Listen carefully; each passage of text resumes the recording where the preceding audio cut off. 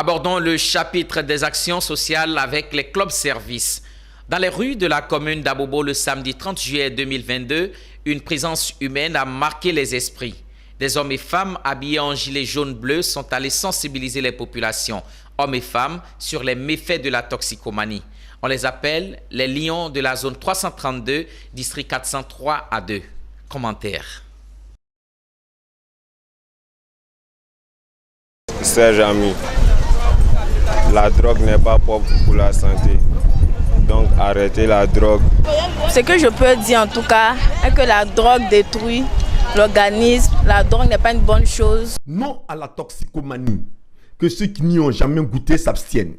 C'était le message des clubs Lions de la zone 332, région 33, notamment les clubs Akparo, Artistes, Leader, Perle, Galaxy, Concorde, Iroko, Pyramide et Léo.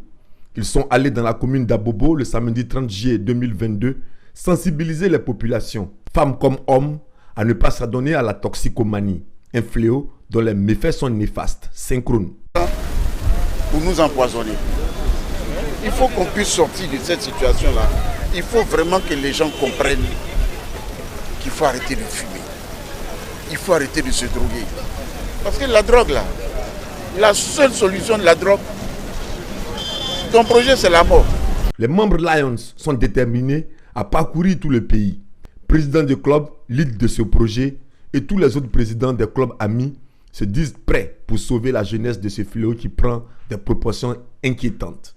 Ce matin, parmi les causes pour lesquelles nous luttons, nous avons ce fléau-là que nous cherchons à combattre.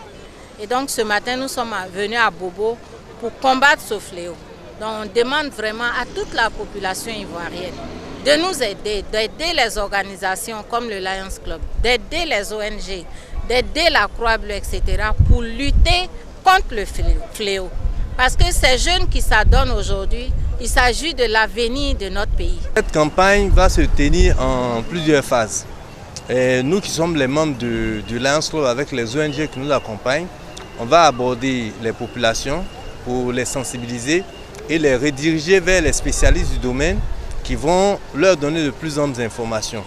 Et comme sur les flyers, nous avons les informations sur les ONG qui nous accompagnent, ils pourront toujours se diriger vers ces ONG après pour continuer la sensibilisation ou bien pour ceux qui ont besoin de prise en charge. Maintenant, la sensibilisation ne peut pas se faire en une seule journée. C'est une œuvre pérenne, donc c'est quelque chose qu'on va faire sur toute l'année pour ne pas dire qu'on va faire tout le temps. On va revenir certainement à Bobo, mais on va le continuer encore dans d'autres communes aussi de la ville d'Abidjan à l'intérieur du pays.